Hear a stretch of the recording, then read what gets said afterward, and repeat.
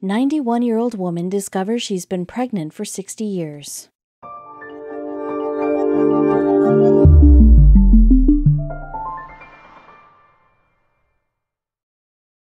But before we start, please make sure to subscribe to M&R TV and hit the bell so you never miss any upload from us. Also, leave a like right now. We don't believe those reality shows when women don't realize they've been carrying a baby for 9 months. Now they don't realize it for 60 years? That was the case for Estela Meléndez, who got the surprise of her very long life. The woman in question was 91 years old when she made the discovery. Doctors scrambled to figure out how this could even happen. Estela Meléndez and her husband Manuel lived in the coastal town of La Boca, Chile. During their marriage of 74 years, they went through countless difficulties, but none more difficult than the one Estela faced in 2015. Estela woke one morning to find her husband unresponsive in their bed. Once he was declared deceased, Estela was mortified. She knew her life was about to change drastically, but she never could have guessed how. After the ceremonies and countless prayers with friends and family, Estela went back to her home, now quieter than ever. She reflected on her biggest regret of the last 75 years, never having children with Manuel. Losing Manuel reminded Estela of what they had missed out on, but having a family with the man she loved was the true dream. "We suffered tremendously for this reason," recalled Estela to CNN. What was preventing them from conceiving? Doctors were perplexed by Estela's inability to conceive. With no ovulation issues, Estela only ever developed a single tumor much later in life. However, regrets about her infertility were only the beginning of the grieving widow. After Manuel passed, Estela kept to herself. She began to lose her hearing and her mobility, the latter due to a nasty case of arthritis. And then, 1 year after her husband's passing, Estela had an accident. While handling chores, now all by herself, Estela tripped and fell.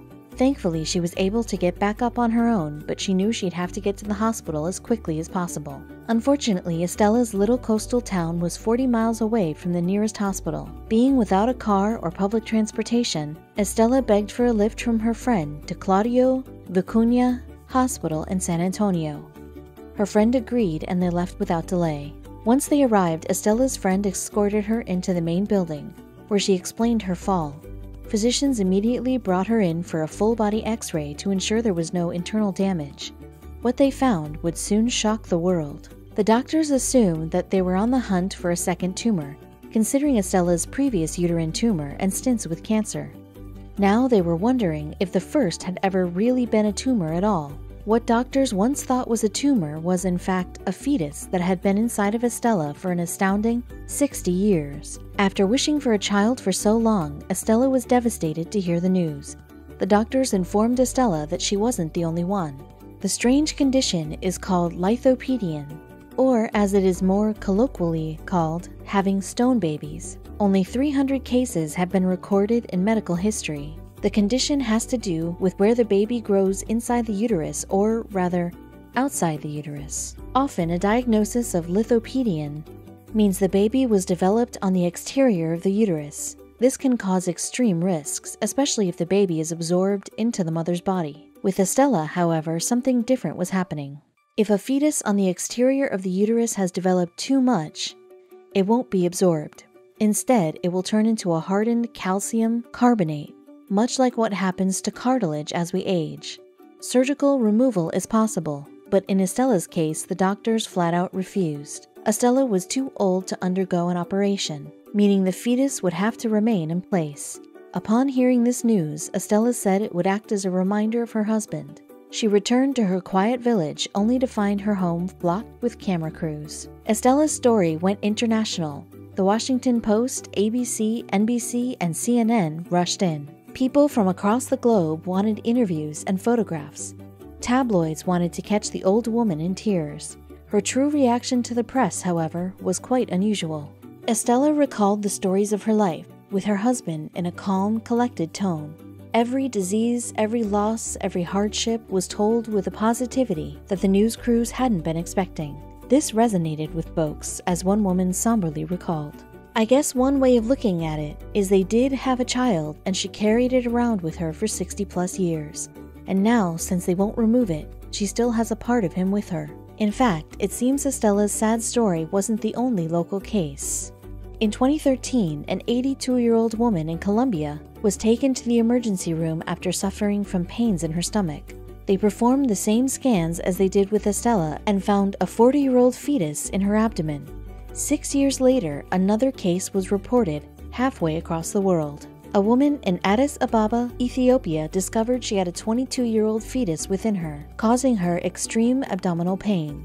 The doctors were able to remove the fetus, but Estela's case proves that surgery isn't necessary for life to keep on going, and a happy life at that. Of course, even younger women can be shocked by their ultrasounds. Twin sisters Jill Noe and Whitney Bleisner were also as close as could be, and they swore to always be there for each other. At the same time, the two women were pretty different. No carbon copy twins here. Despite Jill's giving attitude to her sister, she had a serious competitive streak. She was a star point guard on Arizona State University's basketball team and was still in peak athletic form long after graduation. Her sister wasn't as fortunate. For many years, Whitney seemed just as happy and healthy as her twin, but troubling symptoms started popping up at an early age. Her vision and hearing deteriorated, sending the family into a panic. Doctors diagnosed Whitney with type 2 neurofibromatosis, a genetic condition that causes tumors to spread across the nervous system. While the growths weren't cancerous, they did dramatically change Whitney's life. Specifically, the disease made Whitney partially blind in one eye and permanently damaged her hearing. Nevertheless, she took it all in stride and managed to find love. Pete Bleisner was a dream come true for Whitney, who feared she'd never get the chance to marry after all her health scares. Jill proudly watched her twin tie the knot, and soon the two sisters were discussing the future. Both Jill and Whitney valued family, so the new bride knew all along that she wanted kids of her own. Her neurofibromatosis, however, made pregnancy a difficult prospect. Years passed as she and Pete tried in vain to conceive. By 2018, Whitney was 35 and running out of time. With the old-fashioned method failing them, she and Pete began considering adoption. A surrogate was another option, albeit an expensive one. Jill then approached her sister with an idea. The twins had long been close as could be, so wouldn't it make the most sense for Jill to be Whitney's surrogate? This gave the Bleisners the best shot at a child, plus they wouldn't have to rely on a stranger. Tearing up, Whitney accepted her sister's offer. Using donor eggs and Pete's sperm, they underwent in vitro fertilization. The twins could only hope that this last-ditch effort would pan out. It didn't take too long for the good news to arrive. The procedure worked, and soon Jill was swelling up like a balloon. She and Whitney were so excited as they went in for an ultrasound. However, they didn't quite see what they'd expected. Everyone in the family had their hopes up for an image of a healthy baby boy or girl. Instead, they saw two fetuses there. The family was about to welcome their second straight generation of twins. This revelation blew Jill's mind. Though no pregnancy was easy, she now had to deal with carrying two babies at once. The hardened athlete had to admit that she had a daunting task ahead of her. That fear, however, was nothing next to the excitement she felt for Pete and Whitney. Learning that they were expecting boys, the parents-to-be picked out names and ordered some custom onesies. Even the lucky mom and her surrogate got in on the custom clothing order. Naturally, they had to order very different sizes as Jill was in the thick of her final trimester. It wouldn't be long before the moment of truth. As trying as the conception was, the actual delivery went off without a hitch. Rhett and Renly were born in June 2019. The two sisters couldn't believe they got to experience such a special moment together. Jill actually felt grateful to be at the center of her sister's life-changing event. "It's my best friend, someone I've come into this world with, so it was really a no-brainer that I'd offer to be her surrogate," she said. Rhett and Renly were a joy for the entire family. Whitney and Jill expected that the twins would become as good friends as they were. The brothers had such a bright future ahead of them. And after everything Whitney went through, starting a family made all her struggles worthwhile. "I'm a mom now," she realized. There are no words to describe it. Of course, pregnancies have a way of surprising families, even when surrogates aren't involved. Just months after their wedding, Bethany and Tim Webb of Hive in Alberta, Canada, were ecstatic to learn that they were going to have a baby. They'd planned to wait a year before having a kid, but couldn't help but be elated by the news. A few months afterward, during a routine visit at the doctor's office, the couple was asked an unexpected question. Did either of the families have histories of multiple births? Confused, Tim and Bethany both shook their heads. That was when the doctor gave the couple the shock of a lifetime. She turned the screen, and she started counting babies, and she counted baby 1, baby 2, baby 3, Bethany recalled. You can stop at baby 3. Baby 3 is enough, and then she counted out the 4th baby. Bethany immediately started to panic. Obviously, quadruplets would be an enormous challenge, and one that was incredibly rare. In fact, in 2015, there were only 228 sets of quadruplets born in the entire United States. Most families with quadruplets had the aid of fertility treatment. There's also only a 1 in 729,000 chance of having quadruplets naturally, so it was understandable that when Bethany and Tim shared the news with their family, they assumed they were joking. Of course, they were entirely serious. The couple quickly considered the logistics.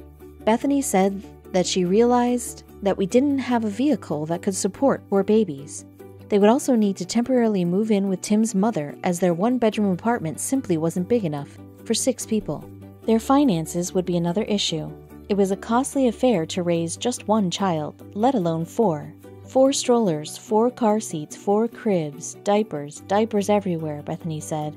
All the while, the due date continued to loom. The pregnancy itself went well until, at 33 weeks, Bethany was transferred to the larger Royal Alexandra Hospital in nearby Edmonton for a C-section.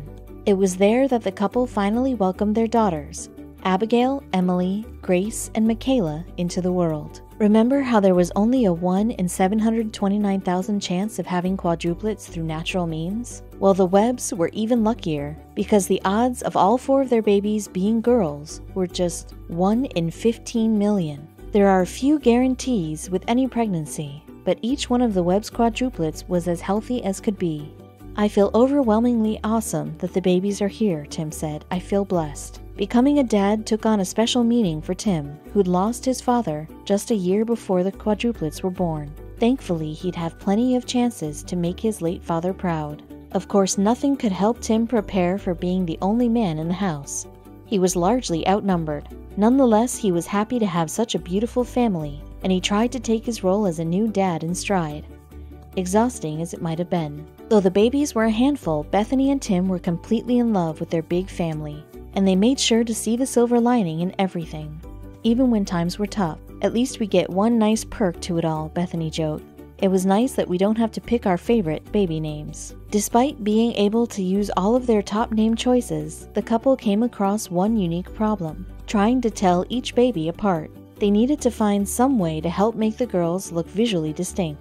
Bethany and Tim developed a nifty color coding system. They selected yellow for Grace, purple for Emily, blue for Abigail, and pink for Michaela. Though these colors would change slightly, Grace would eventually wear red while Abigail wore green, for instance. They painted the girls' nails in designated colors, and the quadruplets would wear different colored earrings once they were old enough to get their ears pierced.